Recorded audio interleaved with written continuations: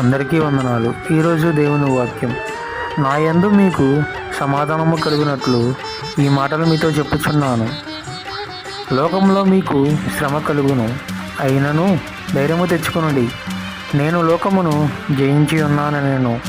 యోహాను సువార్త 16వ అధ్యాయం 33వ వచనం. ఎర్ర సముద్రం ఎదురుగా నిలిచింది, మరో సైన్యము వెనక తరుముతుంది.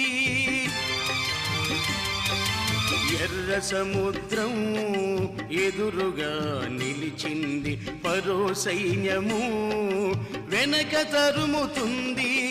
యేసు వైపు చూడగా ఆయనను వేడగా, యేసు వైపు చూడగా ఆయనను